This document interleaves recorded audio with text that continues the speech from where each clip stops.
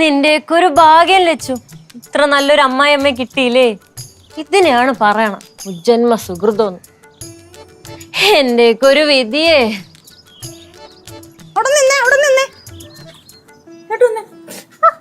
നീ എന്തോ ഇപ്പൊ പറഞ്ഞേ?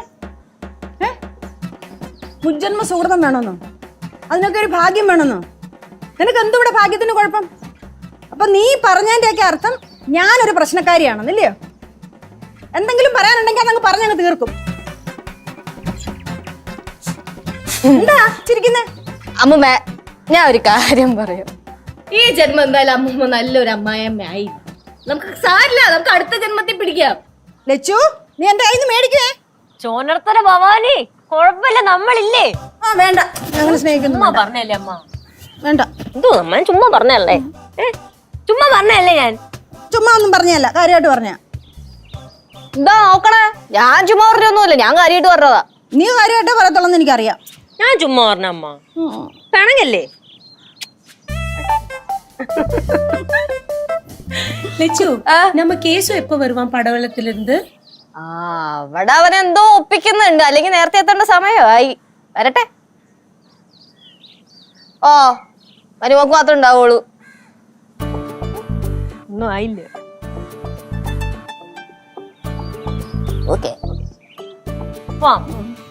എവിടെ പോവാ? ഞാൻ കിച്ചണിൽ പോണ്. ഇതൊരു വേലും ചൂടോടെ നിന്ന് പുഴുങ്ങണം. കനകാന്റി, കുറച്ച് വെള്ളം. കുറച്ചു നേരം വെയില് തിന്നപ്പോൾ തന്നെ വീണ് അല്ലേ? ആണ് പറയണേ, കുറച്ച് വെയിലും മഴയൊക്കെ കൊള്ളണമെന്ന്. നീ അല്ലേ പറഞ്ഞ റോഡ് തിരക്കൊന്നും കാണൂല, വെയിലുണ്ടാവില്ല എന്നൊക്കെ പറഞ്ഞിട്ട്? വെയിലുണ്ടാവില്ല എന്നൊക്കെ പറഞ്ഞിട്ട് മനസ്സിലായ? നമ്മളൊക്കെ പച്ചക്കറിയൊക്കെ മേടിച്ചൊക്കെ തിന്നുമ്പോ അറിയില്ലല്ലേ. ഇതാണ് ഓരോരുത്തരുടെ കഷ്ടപ്പാടിന്റെ ഫലമാണ് നമ്മൾ അനുഭവിക്കുന്ന ഓരോ സുഖങ്ങൾ. എന്ത്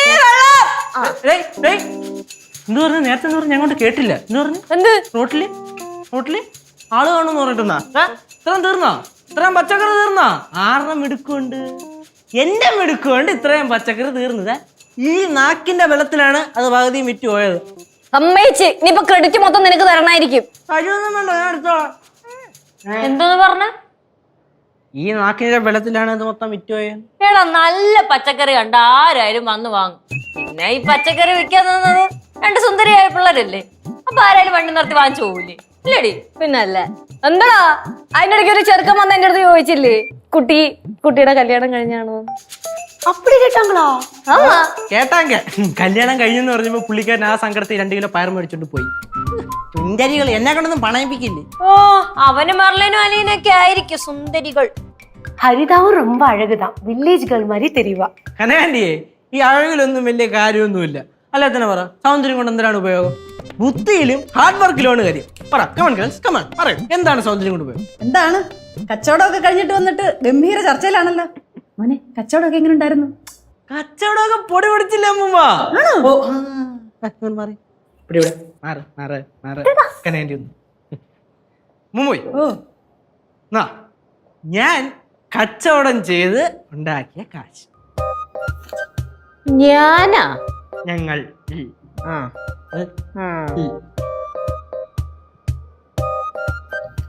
എന്റെ മക്കള് തന്നെ കൈവച്ചു. മക്കള് വെച്ചു. അല്ലല്ല, എന്റെ പൊന്നോ വെച്ചിരുന്നോണ്ടാ മതി. അമ്മൂമ്മ, ഇത് ശരിക്കും പറഞ്ഞാൽ ഞാൻ അപ്പൂപ്പന് കൊടുക്കേണ്ട കാശാണ്. ഇപ്പൊ അമ്മൂമ്മയുടെ തന്നു വെച്ച് കുഴപ്പമൊന്നുമില്ലല്ലോ. അമ്മൂമ്മ പാതി അപ്പൂപ്പൻ പാതി എന്നാണല്ലോ. എങ്ങനെ? അപ്പൊ അമ്മൂമ്മയുടെ വേണ്ട, മക്കള് തന്നെ വെച്ചു. തരണ്ടേ? വേണ്ട, മക്കള് വെച്ചു. ഞാൻ തന്നെ വെച്ചേ. ഓ,